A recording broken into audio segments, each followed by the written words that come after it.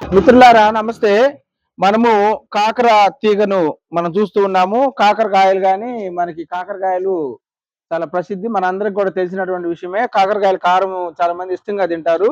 అయితే ఈ కాకరలో ఉన్నటువంటి మెడిసినల్ వాల్యూ, ఔషధ గుణాల గురించి మన మధ్యన ఉన్నటువంటి డాక్టర్ గారు, డాక్టర్ శకుంతల మేడం గారు కొన్ని ఔషధ గుణాల గురించి మనకు వివరిస్తారు. నమస్తే అమ్మా. నమస్తే అండి. ఇది కాకర చెట్టు అనేది తెలియని వాళ్ళు ఉండరు.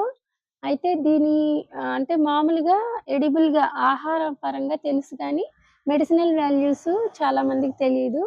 ఇదేంటంటే దీని ఆకు జ్యూస్ కానీ, లేదంటే ఫ్రూట్ గాని జ్యూస్ తీసుకొని గనక మనము ఎర్లీ మార్నింగ్ ఎంప్టీ స్టమక్‌లో తీసుకున్నట్లయితే బ్లడ్ షుగర్ అంటే diabetic patients blood sugar level 400 ఆ రేంజ్‌లో ఉన్నప్పటికీ కూడా మనకి అయితే 1 వీకే తీసుకోవాలి. వారం రోజుల తర్వాత మళ్ళీ స్టాప్ చేయాలి. ఎందుకంటే ఇది తిక్త రసం కాబట్టి ప్రొలాంగ్డ్ యూసేజ్ వల్ల మనకి బాడీలో బోన్స్ డెప్లీషన్ అనేది జరుగుతది. అంటే ఎముకల పుష్టి తగ్గుతది కాబట్టి ఒక వారం రోజులు కంటిన్యూయస్‌గా తీసుకున్నట్లయితే బ్లడ్ షుగర్ అనేది కంట్రోల్ వచ్చేస్తుంది. అంతే కాకుండా ఈ ఆకు రసాన్ని గనక సేవించినట్లయితే అంటే ఎల్డర్లీ పీపుల్‌లో చాలా మందికి మలబద్ధకంతో చాలా బాధపడుతుంటారు. వాళ్ళు గూడా ఈ రసాన్ని గనక పొద్దున్నే పరగడుపున సేవించినట్లయితే మోషన్ ఫ్రీగా అవుతుంది. సో, ఈ విధంగా విరేచనకారిగా గూడా దీని ఆకు రసాన్ని వాడుకోవచ్చు.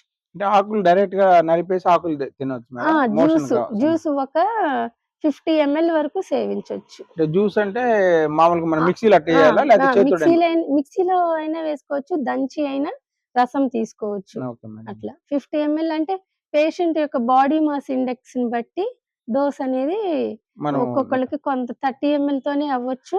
కొంతమందికి 50-60 ఎంఎల్ వరకు కూడా అంటే వాళ్ళ బాడీ మాస్ ఇండెక్స్ అంటే ఎక్కువైనప్పుడు చాలా మంది డోస్ ఊళ్ళల్లో కాకరకాయ రసం తాగితే షుగర్ తగ్గుతుందని చెప్పేసి కంటిన్యూషన్‌గా తాగుతున్నారు. అలా కంటిన్యూయస్‌గా తాగకూడదు. తాగకూడదు. ఎందుకంటే ఇది తిక్త రసం అంటే చేదుగా ఉంటది అవును. గాబట్టి, ఎక్కువ కాలం ప్రొలాంగ్డ్‌గా యూజ్ చేయడం వల్ల మన ఎముకల యొక్క పుష్టి తగ్గుతుంది గాబట్టి ఎముకల పటిష్టత తగ్గిపోద్ది. తగ్గిపోతది. కాబట్టి కొంతకాలం యూజ్ చేసి నార్మల్ లెవెల్‌కి రాగానే ఈ డ్రగ్‌ని స్టాప్ చేసి మళ్ళీ వేరే ఔషధాలని వాడుకోవాలి.